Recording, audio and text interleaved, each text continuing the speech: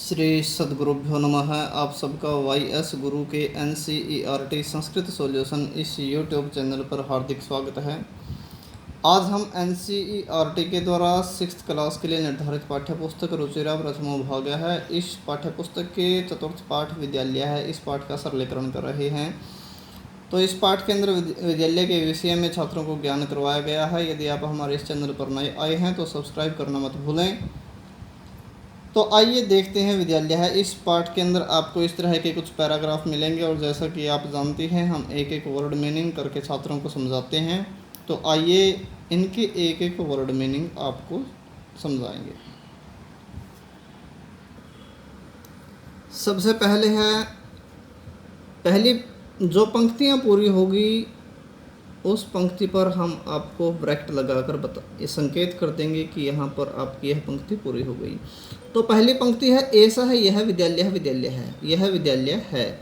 यहाँ पर है जो शब्द है शब्द विद्यालय का अर्थ नहीं है। विद्यालय का अर्थ सिर्फ विद्यालय है, लेकिन है हमने अपनी तरफ से लगाया है, ये सिर्फ पद पूर्ति के लिए।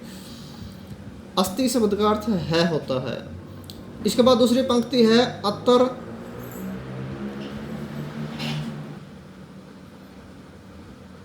अतर यहाँ पर छात्राः छात्र, शिक्षकः अध्यापक, शिक्षिका अध्यापिकाएं और सन्ति हैं। संस्कृत के अंदर कोई भी शब्द हम किसी भी स्थान पर रख सकते हैं, सिर्फ अर्थ में कभी परिवर्तन नहीं होता। जिस शब्द का जो अर्थ है वही रहेगा। तो इस पंक्ति का अर्थ अब देखिए, यहाँ पर छात्र अध्यापक और अध्यापिकाएं हैं। वैसे अगर हम पद अन्वय के हिसाब से देखें तो जो और शब्द है वो शिक्षिका से पहले आना चाहिए था, लेकिन संस्कृत के अंदर ऐसा कुछ नहीं है। किसी भी शब्द को हम कहीं भी स्थापित कर सकते हैं, अर्थ वही रहेगा। यहाँ पर छात्र अध्यापक और अध्यापिकाएं हैं।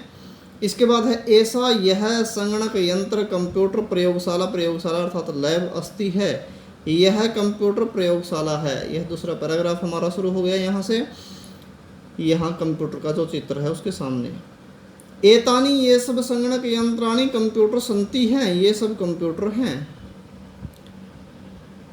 एतत् यह अस्माकं हमारे विद्यालय से, विद्यालय का उद्यानम बगीचा अस्ति है, यह हमारे विद्यालय का बगीचा है। उद्याने बगीचे में पुष्पाणि फूल सन्ति हैं, बगीचे में फूल हैं। वयम हम सब अत्र यहाँ पर क्रीडामः खेलते हैं, पठामः पढ़ते हैं, च और हम सब यहाँ पर खेलते हैं और पढ़ते हैं।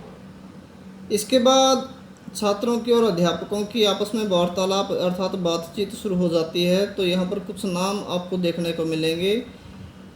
जो भी नाम मिले उसका अर्थ वो होगा कि उस नाम वाला छात्र या अध्यापक या शिक्षिका जो भी है, जिसका भी नाम हो, वो कोई ना कोई बात कह रहा है। जैसे यहाँ पर ऋचा आ गया तो ये ऋचा अब बोलना शुरू कर रही है। ऋचा का अर्थ रहेगा, ऋचा तब तुम्हारा नाम, नाम किम क्या है, तुम्हारा नाम क्या है। इसके बाद प्रणव, प्रणव किसी लड़के का नाम है, वह कहता है मम मेरा नाम, नाम प्रणव, प्रणव है, मेरा नाम प्रणव है। तब तुम्हारा नाम, नाम किम क्या है। फिर प्रणव कहता है तुम्हारा नाम क्या है। ऋचा कहती है मम मेरा नाम, नाम ऋचा, ऋचा है, मेरा नाम ऋचा है। तुम कुत्र कहाँ पर पढ़सी पढ़ते हो, तुम कहाँ पर पढ़ते हो। अब प्रणव की बात जहाँ पर ख़त्म हुई उसको हमने एक ब्रैकेट के अंदर दिखा दिया, और ऋचा की जो बात है वो जहाँ ख़त्म हुई वहाँ भी हमने ब्रैकेट के द्वारा बंद कर रखा है। इससे आप ये पता लगा सकते हैं कि प्रणव की पंक्ति यहाँ तक चली हुई है और ऋचा की पंक्ति यहाँ तक, अर्थात उनकी बात यहाँ तक चली हुई है। इसके बाद प्रणव कहता है अहम मैं अत्र यहाँ पर एव ही पठामी पढ़ता हूँ, मैं यहाँ पर ही पढ़ता हूँ, क्योंकि ऋचा पूछ रही थी तुम कहाँ पढ़ते हो। इसके बाद ऋचा कहती है अहम मैं अपि भी अत्र यहाँ पर एव ही पठामी पढ़ती हूँ, मैं भी यहाँ पर ही पढ़ती हूँ। इदानीम अब आवाम हम दोनों मित्रे, दो दोस्त या दो मित्र स्वः हैं, अब हम दोनों दो दोस्त बन गए हैं। शिक्षिका अध्यापिका कहती है इसके बाद छात्रः हे छात्रो योयम तुम सब किम क्या कुरुथ कर रहे हो, हे छात्रों तुम सब क्या कर रहे हो। तो छात्रः छात्र कहते हैं आचार्य हे आचार्य वयम हम सब गच्छामः जा रहे हैं, हम सब जा रहे हैं। शिक्षिका अध्यापिका कहती है यूयम तुम सब कुत्र कहाँ पर गच्छत जा रहे हो, तुम सब कहाँ जा रहे हो। फिर छात्रः छात्र कहते हैं वयम हम सब सभागारम सभागारम सभागार अर्थात प्रार्थना भवन, प्रार्थना भवन गच्छामः जा रहे हैं अर्थात हॉल में, हॉल जो होता है जहाँ पर किसी प्रकार का फंक्शन हो सके, प्रार्थना भवन उसको हम सभागार कह सकते हैं। छात्र कहते हैं हम सब सभागार अर्थात प्रार्थना भवन जा रहे हैं। शिक्षिका अध्यापिका कहती है युष्माकम तुम सबकी पुस्तकें कुत्र कहाँ संति है। अध्यापिका कहती है तुम सबकी पुस्तकें कहाँ हैं। छात्रः छात्र कहते हैं अस्माकम हमारी पुस्तकानि पुस्तकें अत्र यहाँ पर संति हैं। तो छात्रों ने बताया कि हमारी पुस्तकें यहाँ पर हैं। तो इसके बाद शिक्षक अध्यापक आता है कोई, शिक्षक अर्थात अध्यापक शिक्षक कहता है, अध्यापक कहता है छात्रों हे दो छात्रों युवाम तुम दोनों किम क्या कुरुथ कर रहे हो, तुम दोनों क्या कर रहे हो। छात्रों दो छात्र कहते हैं आचार्य हे आचार्य आवाम हम दोनों श्लोकम श्लोक को गाया वह गा रहे हैं, हम दोनों श्लोक को गा रहे हैं। तो इसके बाद शिक्षक है, शिक्षक कहता है अध्यापक कहता है शोभनम बहुत अच्छा, किम क्या युवाम तुम दोनों श्लोकम श्लोक को न नहीं लिखता है लिखते हो या लिख रहे हो, दो अर्थ बन सकते हैं इसके, लिखता है कि लिखते हो या लिख रहे हो। क्या तुम दोनों श्लोक को लिख नहीं रहे हो, अर्थात वो कह रहे थे कि हम श्लोक को गा रहे हैं कि गाते रहोगे या लिख भी रहे हो, पूछा हमसे।